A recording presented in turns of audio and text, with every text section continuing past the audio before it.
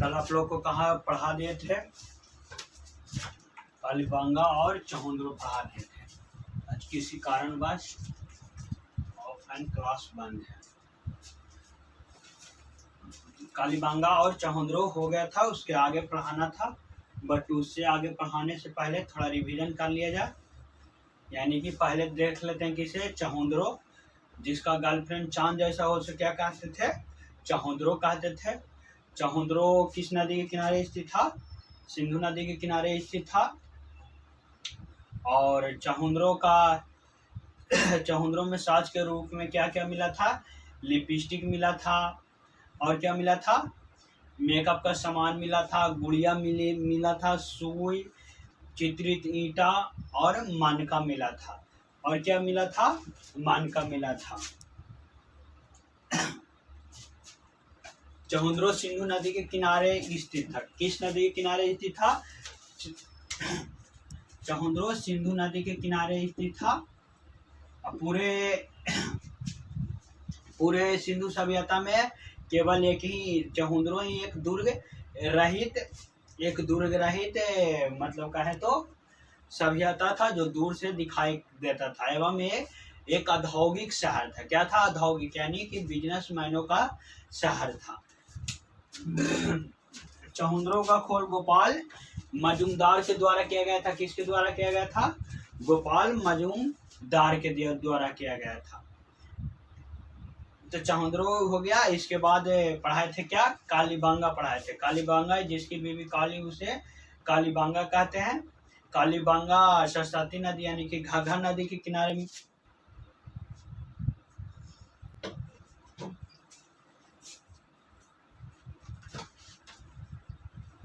कहाँ बता रहे थे, कालीबांगा बता रहे थे।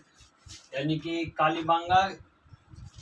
कालीबांगा से साज के रूप में क्या क्या मिला था, काली मिट्टी, और क्या मिला था, काली मिट्टी मिला था, अलंकृत ईंटा मिला था, और क्या मिला था, जोता हुआ खेत मिला था, हाल मिला था। ये सब कहाँ से प्राप्त हुआ था, कालीबांगा से। कालीबांगा किस नदी के किनारे स्थित था, भोगवा नदी, घाघरा नदी, यानी कि जिसे सरस्वती नदी भी कहा जाता है। तो दोनों में इम्पोर्टेंट क्या था, नदी इम्पोर्टेंट है। जो सबसे आने वाला क्वेश्चन था, क्या था, आने वाला क्वेश्चन जो है क्या है, नदी है।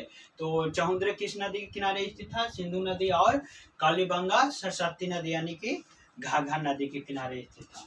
इसके आगे चलिए बताते हैं। आज पढ़ना है लोथल।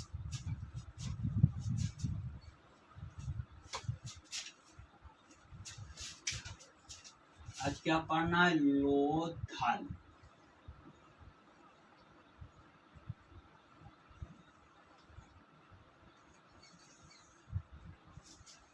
आज पढ़ेंगे लोथल।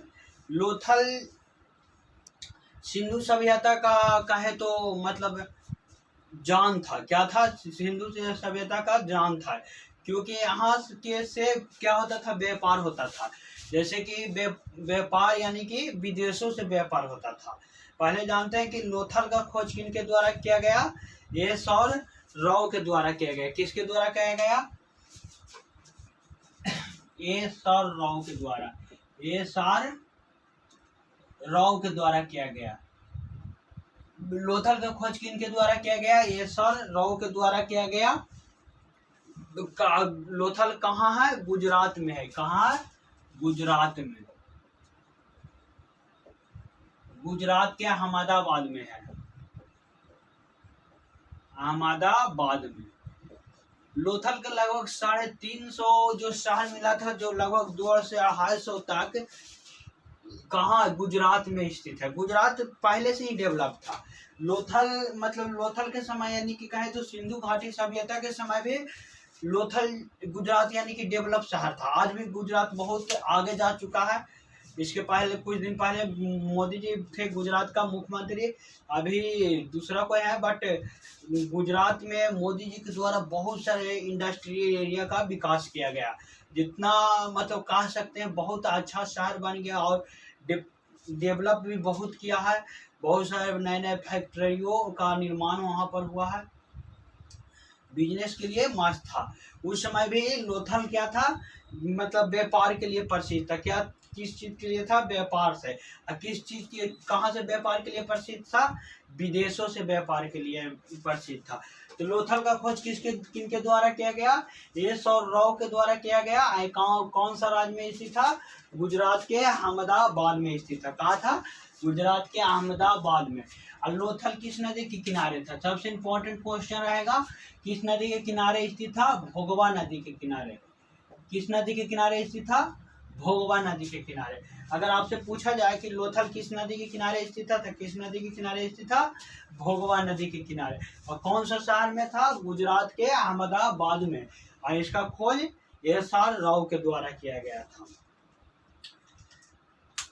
जिस तरह से जैसे कि मतलब हड़प्पा सभ्यता का खोज होते गया, तो नए नए चीज़ों का मतलब मिलना प्रारंभ रहा, मतलब वहाँ का मिलना जारी रहा। जैसे कि चंदहुंदरों से मिला, लिपस्टिक वगैरह, यहाँ से भी कुछ साज वगैरह मिला है। जैसे साज के रूप में क्या मिला, यहाँ देखा गया कि यह बंदरगाह था। लोथल क्या था? बंदरगाह था। बंदरगाह था। लोथल था जो क्या था? बंदरगाह था। यहाँ पर बंदरगाह का मतलब होता है जहाँ से विदेश के व्यापारों के लिए मतलब सामान का आवाजाही होता है समुद्री मार्ग के द्वारा। जैसे आप लोग देखे होंगे फिल्म वगैरह में, जहाँ से समुद्र के किनारे जो बंदरगाह बनाया रहता है, उसमें जहाज के द्वारा इधर से उदेश में होता था। इसलिए पता कैसे चलता है कि लोथल में विदेशी व्यापार भी होता था? इसे ये किस चीज़ से पता चलता है? पता चलता है यहाँ फारस के मोहर मिला था। किस चीज़ का मोहर मिला था? कहाँ का? फारस का। फारस यानी कि ईरान का मोहर मिला था। फारस का मोहर मिला था, जिससे यह पता चलता है कि लोथल में यानी कि सिंधु घाटी सभ्यता के लोग विदेश से भी व्यापार करते थे। कहाँ से व्यापार करते थे? विदेश से व्यापार करते थे। अभी भी हमारे यहाँ विदेशों से व्यापार लगातार मतलब होते ही रहता है। जैसे चाइना वगैरह आप लोग देखे होंगे, चाइनीज सामान उतना भरोसेमंद नहीं होता है, बट हर घर के लोगों के पास कुछ न कुछ चाइनीज सामान रहता ही है। चाइना के लोग भी मतलब कहो तो गजबे हैं।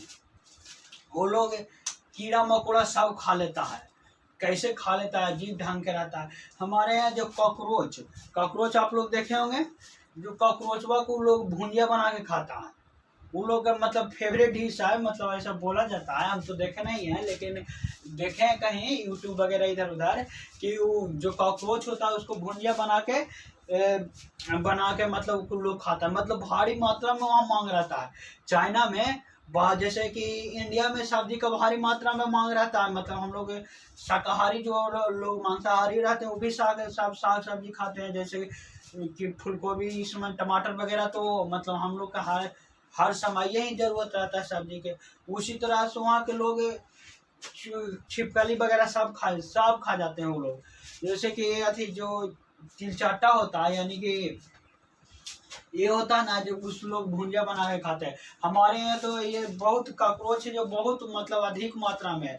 अगर आप एगो सूती बोरा को सड़ा के रूम में रख दीजिएगा माटी वाला घर में, तो देखिएगा सुबह ढेर सारा कॉकरोच जमा हो जाएगा एक साथ। मतलब कहे तो बहुत सारा कॉकरोच। अगर ऐसा सुविधा दिया जाए कि भारत से चाइना में कॉकरोच भेजा जाए, तो भारत में कॉकरोच उत्पन्न करना कोई मुश्किल वाला बात है जी। सिर्फ क्या करना है, एक सूती का बोरा को, सूती वाला बोरा मतलब जो जूट का बोरा होता है, सूती बोरा नहीं, जूट का बोरा, जो जूट के बोरा होता है उसको सड़ा दीजिए। सड़ा के मट्टी वाला घर में रख दीजिए। उसका अपने इधर उधर से अपने से उसका जो गंद या स्मेल निकलता है, उसकी वजह से वो आके वहाँ पर जमा हो जाएगा। अब पकड़ के उसको भेज दीजिए, उसको थोड़ा खाते रहेगा भून भाज के, नून प्याज तेल लहसुन दे के, क्या खाते रहेगा। तो इस तरह से वहाँ कहाँ लोथल में फारस से मोहर मिला है, जिससे पता चलता है कि सिंधु घाटी सभ्यता में क्या होता था, विदेशों से भी व्यापार होता था। यहाँ गोदीबाड़ा का एक साज के रूप में क्या मिला था? गोदीबाड़ा। गोदीबाड़ा का अर्थ भी होता है बंदरगाह ही होता है। गोदीबाड़ा क्या मिला था? गोदीबाड़ा मिला था। गोदीबाड़ा, इसका भी अर्थ क्या होता है? साज के रूप में मिला था गोदीबाड़ा, यानी कि यहाँ का बंदरगाह होता है। गोदीबाड़ा का मतलब क्या होता है? बंदरगाह होता है। सिंधु मतलब लोथल के जो लोग थे उनका घर के दरवाजा था जो कहाँ, सड़क के किनारे खुलता था। किसके किनारे खुलता था? घर का दरवाजा, घर का दरवाजा खुलता था, घर का दरवाजा खुलता था सड़क की ओर। सड़क की ओर खुलने का कारण भी था, देखिए क्यों खुलता था। काहे कि जैसे कि अभी के समय में, उस समय बैलगाड़ी वगैरह होता था आवाजाही के लिए, तो पहिया का निर्माण क्योंकि हो गया था। पहिया का निर्माण कब हुआ था? पाषाण काल में ही लोग पहिया का आधुनिक सामान में सब प्रथम पहिया का खोज ही हुआ था। तो बंदरगाह के लोग, मतलब लोथल के लोग का घर का दरवाजा खोलने का कारण था सड़क की ओर। यानी कि पूरे हड़प्पा सभ्यता का, यानी कि सिंधु सभ्यता में एक लोथल नहीं था जिसका घर दरवाजा सड़क की ओर खुलता था, क्योंकि ये बंदरगाह था। यानी कि विदेशी के व्यापार के यहाँ के लोग आते थे। जैसे कि घर के दरवाजा अगर सड़क की ओर खुलता है तो आप कई प्रकार के बिजनेस कर सकते हैं, जैसे किराना दुकान खोल सकते हैं, ठंडा का दुकान सब खोल सकते हैं, चाय का टपरी खोल सकते हैं, मतलब बहुत सारा किराया पर लगा सकते हैं। अगर बहुत बड़ा जमीन है तो आप ट्रैक्टर, मतलब गाड़ी उड़ी रखने वाला भी गैरेज भी खोल सकते हैं। लेकिन आज के डेट में ऐसा होता नहीं है। जैसे देख लो पटना कितना कंजेस्टेड एरिया है, मतलब जारी वो रास्ता, यानी कि 10-5 फीट का रास्ता है, उसमें भी सबका करता है वोटा निकाले रहता है। तो कितना बचता है? इतना बचता है। ये सब मतलब जो मतलब मेन रोड पर जिनका घर है उनके लिए तो ठीक है, लेकिन जिनका अंदर घर है उनको बहुत कुछ दिक्कत होता है। उसको हम लोग खंडहर कहते हैं जैसे कि जिनके यहाँ पास गाड़ी उड़ी नहीं जाता है उसको हम खंडहर कहते हैं। तो लोथल में कैसा था? घर सबका दरवाजा सड़क के किनारे खुलता था, यानी कि सड़क की ओर खोलता था। अगला साक्ष के रूप में क्या मिला है? अगला साक्ष के रूप में क्या मिला है कि यहाँ से युगल सावधान का चर्चा मिला है। क्या मिला है? युगल सावधान का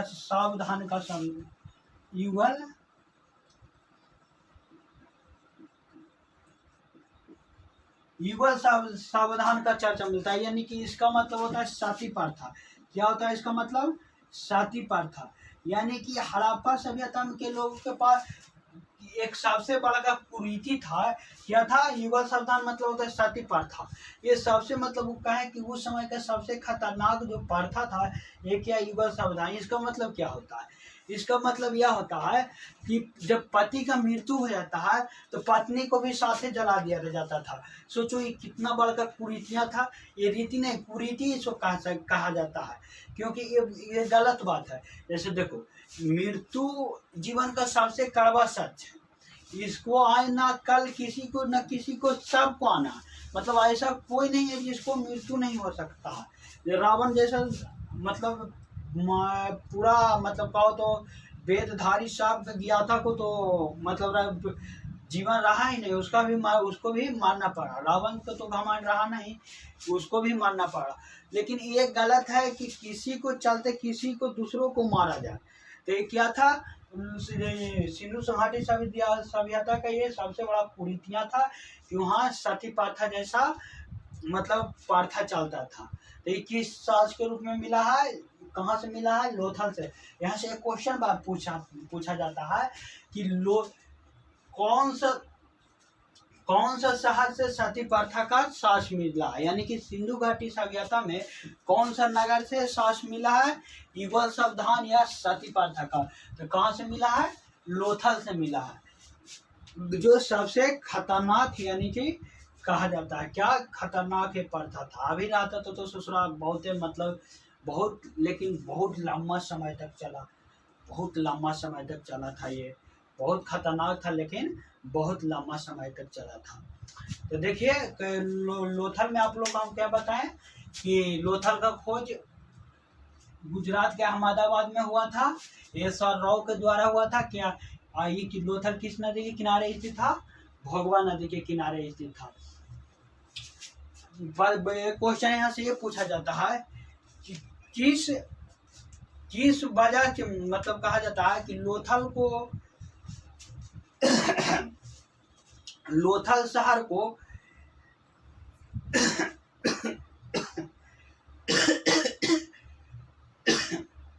यानी कि कहा जाता है सिंधु घाटी सभ्यता को किस साक्ष्य के आधार पर कहा जाता है कि यहाँ से विदेशी का व्यापार भी होता था? तो किस साक्ष्य के आधार पर कहा जाता है फारस के जो मुहर मिला था उसके आधार पर कहा जाता है कि यहाँ से मतलब सिंधु घाटी सभ्यता के लोग मतलब विदेशों से भी व्यापार करते थे।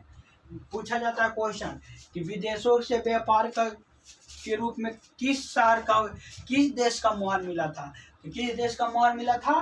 फारस। फारस जो पहले ईरान था, अब इसका नाम चेंज करके फारस रखा गया। और अगला क्वेश्चन पूछता है कि पूरे हड़प्पा सभ्यता में कौन सा शहर या नगर था जिसका दरवाजा सड़क की ओर खुलता था? कौन सा शहर था? लोथल, जिसका दरवाजा सड़क की ओर खुलता था, वरना सभी का दरवाजा अंदर की ओर खुलता था।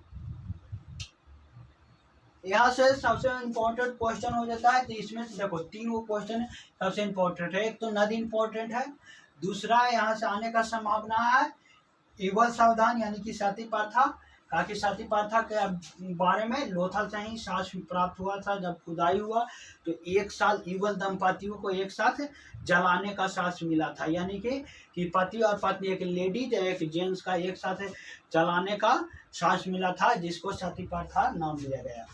और दूसरा जो क्वेश्चन पूछता है कि लोथल से किस देश का मुहर मिला था, तो किस देश का मुहर मिला था? फारस यानी कि ईरान। इसी से फारस के मुहर से ही पता चलता है कि यहाँ विदेशी व्यापार होता था। अगला जो पढ़ेंगे, अगर आप लोग कुछ देरी देख लीजिए, इसको नजर में बैठाने का प्रयास कीजिए, क्योंकि दिमाग में जब फिट हो जाएगा तो फिर हिट कभी नहीं करेगा। अगर फिट नहीं होगा तो हमेशा हिट करेगा।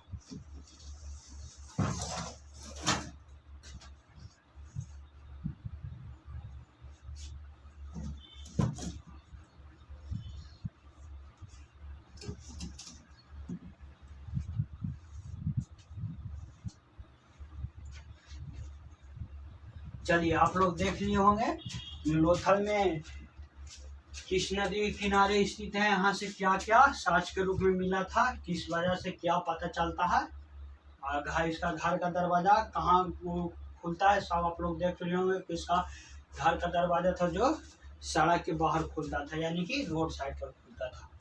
अगला जो पढ़ेंगे वो बानावली पढ़ेंगे। क्या पढ़ेंगे? वो बानवली।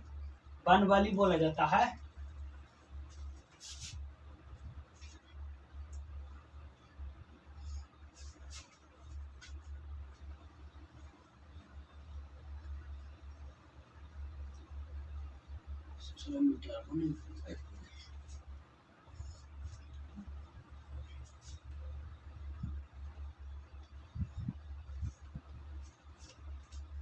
अगला आप लोग को जो शहर पढ़ना है वो बानवली पढ़ना है।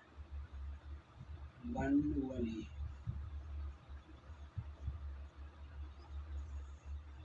बानवली। बानवली का खोज रविंद्र सिंह के द्वारा किया गया। किनके द्वारा किया गया? रविंद्र सिंह के द्वारा। बानवली का खोज किनके द्वारा किया गया? रविंद्र सिंह के द्वारा किया। भाई कौन सा नदी के किनारे स्थित था? रंगोई नदी के किनारे। किस नदी के किनारे स्थित है? रंगोई नदी के किनारे। किस नदी के किनारे स्थित है? रंगोई नदी के किनारे। यानी कि बानावली का खोज किनके द्वारा किया गया? रविंद्र सिंह के द्वारा। बानावली किस नदी के किनारे स्थित है? तो किस नदी के किनारे स्थित है? रंगोई नदी के किनारे स्थित है। बानावली में मतलब बोले तो बानावली हरियाणा में स्थित है। हरियाणा में कहाँ मिला है? इसका साक्ष्य हरियाणा में मिला है। हरियाणा यानी कि हरियाणा में मिला है। बानावली कौन से राज्य में मिला है? भारत के कौन से राज्य में मिला है? तो हरियाणा में मिला। यानी कि कहीं इसको याद रखने के लिए सबसे अच्छा वन माने जंगल, यानी कि जंगल कैसा होता है? हरा होता है। कैसा होता है जंगल? वन माने जंगल। जंगल कैसा होता है? हरा होता है, यानी कि हरा से हरियाणा। अगर पूछा जाए कि बानावली किस राज्य, भारत के किस राज्य में स्थित है, तो क्या बताना है? हरियाणा। यानी कि सोचना ऐसे कि बानावली यानी कि वन माने जंगल होता है। आप लोग संस्कृत में पढ़े होंगे, जैसे कि अज्जा माने बकरी, गजा माने हाथी, हुक्का माने उल्लू। मजा आता था लेकिन पढ़े में। अश्व माने घोड़ा, ऐसे करके गजा माने हाथी, ऐसे करके आप लोग संस्कृत में जब 10th क्लास में होंगे, बिहार बोर्ड से अगर आप लोग एग्जाम दिए होंगे तब पढ़े होंगे। मजा आता था, माने पढ़ने का आलस का था, ये सब पढ़ने को 10वां में मिला था, हम लोग मतलब रगड़ के पढ़े थे, तभी संस्कृत में ज़्यादा नंबर नहीं आया था। और संस्कृत में पढ़ने में उतना मज़ा आता था, मतलब संस्कृत लिखने का हम लोग क्या किए थे, मतलब ऑब्जेक्टिव टाइप पर तो क्वेश्चन था जो याद था, लेकिन लेख वगैरह लेटर उटर जो आया था लिखने के लिए, और उसका मतलब डिटेल समरी होता था लिखने के लिए, तो क्या किए थे कि हमको याद, मतलब 1-2 क्वेश्चन ऐसा था जो याद नहीं था, तो उसको क्या किए कि हिंदी में लिख दिए, और हिंदी में लिखने के बाद बस 2 बूंदा लगा दिया, ऐसे ऐसे करके हो गया संस्कृत, मतलब ऐसे करके रगड़ तगड़ के पास हो गए थे, ऐसा बात नहीं था। तो लेकिन जानते थे आई तो मतलब आजा बने बापरे गाजा बने हाथी, तो ये सब मतलब 10th के पहले ही मतलब आप लोग संस्कृत पढ़े हुए तो पता होगा, लेकिन CBSE वाला को उतना पता नहीं होगा, लेकिन बिहार बोर्ड वाला तो संस्कृत भी पढ़ना जानता है। तो कौन सा, अगर बानावली पूछे कि कौन सा राज्य में स्थित है तो क्या बताना है, हरियाणा में स्थित है। बान माने जंगल, बानावली यानी कि जंगल कैसा होता है, हरी होता है, हरा होता है, तो हरियाणा किस राज्य में स्थित है, हरियाणा में स्थित है। बानावली के जब खुदाई हुआ तो देखा गया कि यहाँ जल का निकासी नहीं, जल का निकालने का व्यवस्था नहीं था। क्या था, घर से जल निकालने का व्यवस्था नहीं था, निकालने का व्यवस्था नहीं आता, यानी कि सीधा सीधी अगर इसको लिखा जाए तो बानावली में नाली नहीं था, नाली का व्यवस्था नहीं था, नाली का व्यवस्था नहीं था। पूरे सिंधु घाटी सभ्यता में नाली वगैरह जो था ढका हुआ था, लेकिन बानावली एक ऐसा जगह था, बानावली जहाँ मतलब पानी निकालने का स्थान नहीं था, यानी कि नाली बना हुआ नहीं था। लेकिन और भी शहर में आप जो लोग देखेंगे तो वहाँ का नालियाँ ढकी हुई होती थी, कैसा होता था, ढकी हुई थी। हमारे यहाँ के समय की नहीं कि मतलब खुलल है तो फूट गया, ससुरा तो फूटले है, मतलब कोई देखने वाला नहीं है, नगर निगम को ध्यान जाएगा या फोन करिएगा तो बोलेगा आएंगे 2 रोज में, ऐसे काम करता है नगर निगम वाला, काम करता है, ऐसा कोई बात नहीं है। बट हमारे यहाँ के मतलब छोटे छोटे गाँवों में अगर जाइएगा, छोटे छोटे गांव या छोटे शहरों में, तो देखिएगा कि यहाँ का नाली खुला हुआ रहता था, यानी कि कैसा है, खुला हुआ। बट सिंधु घाटी सभ्यता का जितना भी नाली का सांस मिला है पूरा ढका हुआ रहता था, यानी कि ढलैया किया हुआ रहता था। बानावली एक ऐसा नगर मिला जहाँ मतलब जल निकालने का जगह नहीं था, यानी कि नाली का व्यवस्था नहीं था। तो अगर क्वेश्चन पूछा जाए कि कौन सा शहर था जहाँ से जल निकालने का व्यवस्था नहीं था, तो कौन सा शहर ऐसा है जहाँ से जल निकालने का व्यवस्था नहीं था, तो क्या था, बानावली। तो जी यहाँ सोख्ता के साज के रूप में क्या मिला, सोख्ता मिला। सोख्ता आप लोग जानते हैं, सोख्ता किसे कहते हैं, जो सोख्ता आप लोग सोख्ता देखे हैं, सोख्ता होता है जहाँ पर नली नहीं रहता, यानी कि जल निकालने का जगह नहीं रहता, वहाँ क्या किया जाता है कि मतलब कुछ गड्ढा कर दिया जाता है, जमीन में लंबा एकदम गड्ढा कर दिया जाता है, एकदम पूरा मतलब 10-12 फीट निकालो, 10 से 12 फीट के गड्ढा कर लिया जाता है, 10 से 12 फीट गड्ढा कर लिया जाता है। गड्ढा कहला के बाद इसमें क्या भरा जाता है, बालू ईंटा का टुकड़ा भरा जाता है, बालू वगैरह ईंटा के टुकड़ा राबिश टाइप पर उसको भर दिया जाता है। और भरने के बाद इसको क्या किया जाता है, इसे ढक्कन से ढक दिया जाता है, क्या किया जाता है, इसको ढक्कन से ढक दिया जाता है, और छोटा सा एक बीच में या बगल में छिद्र छोड़ दिया जाता है, क्या छिद्र छोड़ दिया जाता है, यानी कि बिल छोड़ दिया जाता था। इसके द्वारा है इसमें पानी ज़्यादा था, जो नीचे बालू ईंटा होता था क्या करता था, पानी को सोख लिया जाता है, सोख लेता था। आप लोग ऐसे भी देखे होंगे कि बालू में पानी अधिक मात्रा सोखता है, जैसे कि बालू में पानी अधिक मात्रा में सोखता है, आप लोग को पता होगा, इसी तरह बनाया जाता था सोखता। तो जो पानी सोख लेता था उसको क्या कहते थे, सोखता। तो हरियाणा में मतलब बानावली में किस चीज़ का सांस मिला है, सोख्ता का सांस मिला है। अब क्यों सांस सोख्ता का मिला है, क्योंकि यहाँ से नाली का व्यवस्था नहीं था, यानी कि पानी निकलने का व्यवस्था नहीं था। बानावली का रास्ता कैसा था, टेढ़ा मिला था। यहाँ का एक सांस और मिला था कि बानावली का रास्ता कैसा था, टेढ़ा मिला था। यहाँ का रास्ता कैसा था, टेढ़ा मिला था, टेढ़ा मिला था। टेढ़ा मेढ़ा बोले तो टेढ़ी मेढ़ी यानी कि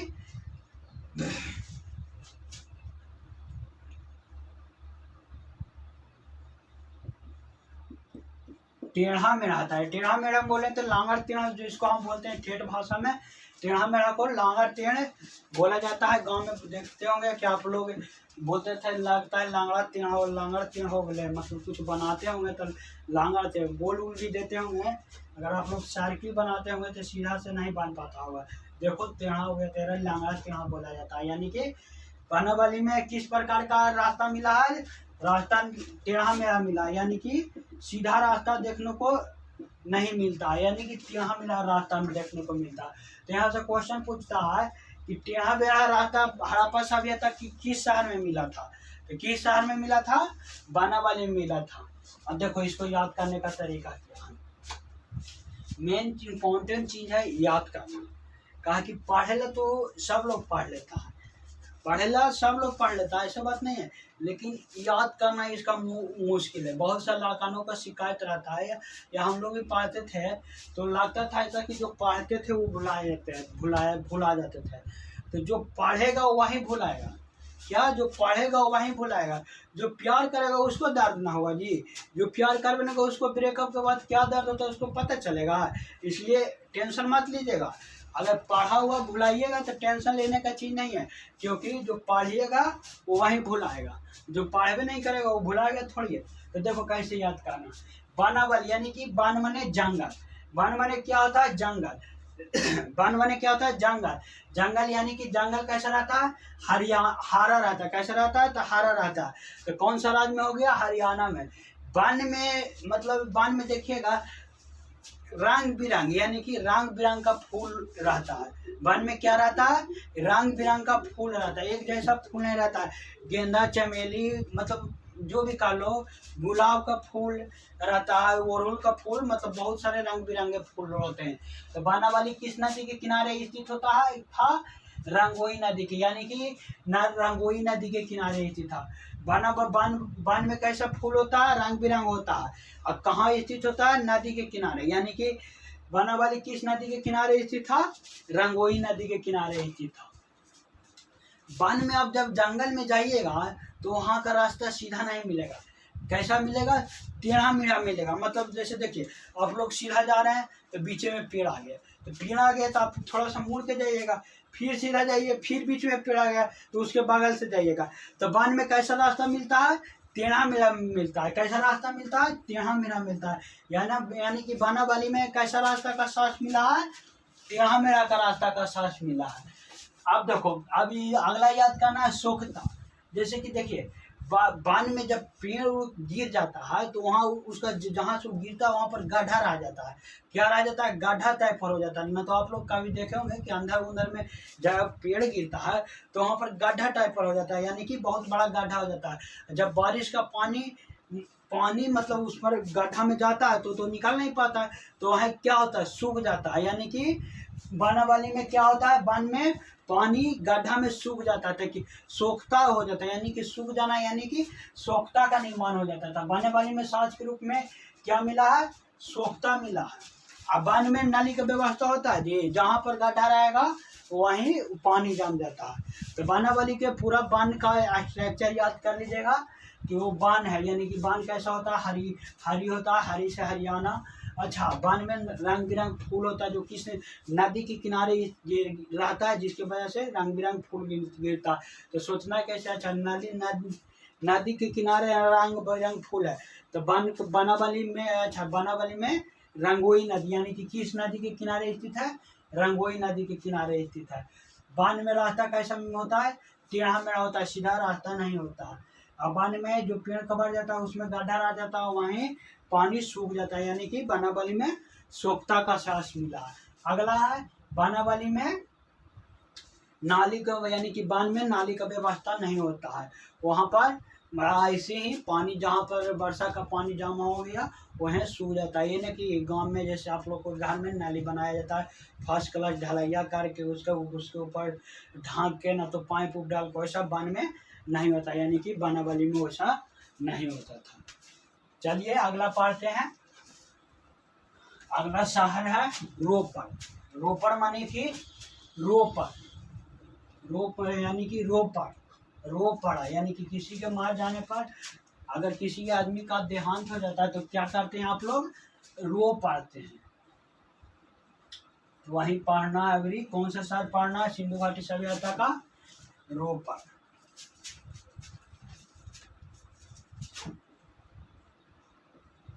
रोपड़। अभी अगला जो सिंधु घाटी सभ्यता का है जो है वो क्या है, रोपड़। रोपड़ का खोज 1553 ईस्वी में हुआ था। 1553 ईस्वी में। ये किस नदी के किनारे स्थित है, सतलज नदी के किनारे स्थित है। सतलज किस नदी के किनारे स्थित है, सतलज नदी के किनारे। अगर क्वेश्चन पूछा जाए कि रोपड़ किस नदी के किनारे स्थित है, तो किस नदी के किनारे स्थित है, सतलज नदी के किनारे। ऐसा खोज कब किया गया था, 1553 ईस्वी में। किनके द्वारा किया गया था, यागदत्त शर्मा के द्वारा किया गया था। यागदत्त शर्मा के द्वारा किया गया था। यागदत्त शर्मा के द्वारा किया गया था। यागदत्त शर्मा के द्वारा किया गया था। यहाँ मतलब इस रोपड़ पढ़ने का सबसे जो मेन रीजन है, रोपड़ जो मिला था सतलज नदी के किनारे। यहाँ सबसे महत्वपूर्ण इसको क्यों हो जाता है रोपड़, क्योंकि यहाँ का जो मतलब नीति था यानी कि रीति था, यह था कि मतलब कोई आप जानवर पाले हुए हैं, जैसे आप कुत्ता पाल रहे हुए हैं। मनुष्य के द्वारा सर्वप्रथम जो पाला गया था जानवर क्या था, कुत्ता ही था। जैसे मान के चलिए आप कुत्ता पाले हुए हैं या आपका दादाजी या कोई भी पाले होंगे, तो अगर दादाजी हम लोग की एज के अगर आप लोग होंगे तो आपको दादाजी मतलब बूढ़ा टाइप पर ही होंगे। अगर दादा आपका कुत्ता पाले हैं तो उस समय के क्या था कि जो कुत्ता पालता था और उसका अगर मालिक पालने वाला मार जाता था तो कुत्ता को भी उसको साथ दफना दिया जाता था। क्या किया जाता था, दफना दिया जाता था। तो रोपड़ यानी कि जब मालिक मार जाता था तो जहाँ उसका पालतू जानवर था जो क्या करता था, तो रो पाड़ता था। तो क्या करता था, रो पाड़ता था। तो रो पाड़ने के कारण उसको दफना दिया जाता था। तो यहाँ से क्वेश्चन एक पूछता है कि कौन सा ऐसा सिंधु घाटी सभ्यता का शहर है जिसमें मालिक के साथ साथ जानवर का भी दफनाने का साहस मिलता है। तो कौन सा शहर है, रोपड़। एक और था कश्मीर का बुर्ज होम, जहाँ भी एक रीति था जहाँ मालिक के साथ साथ जानवरों को भी दफना दिया जाता था। जो जिसके द्वारा जो पाला जाता था वो मतलब उस जानवर को भी दफना दिया जाता था। अगर सिंधु घाटी सभ्यता पूछे कि सिंधु घाटी सभ्यता में कौन सा ऐसा शहर था जिसको मालिक के साथ साथ जानवर को भी दफना दिया जाता था, तो कौन था, रोपड़। यानी कि यहाँ मालिक के साथ साथ मालिक की मृत्यु हो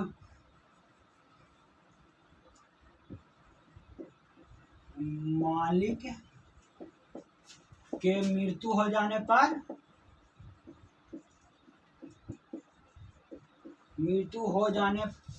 पर जानवर को भी दफना दिया जाता था। जानवर को भी दफना दिया जाता था।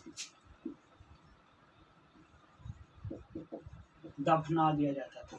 तो कौन सा शहर था सिंधु घाटी सभ्यता का, रोपड़। इसको याद रखने का ट्रिक क्या है कि जब मालिक का मृत्यु होता था तो जानवर क्या करता था, रो पाता था, इसलिए उसको भी दफना दिया जाता था। किस चीज को, उसका जानवर को भी दफना दिया जाता था। तो आप लोग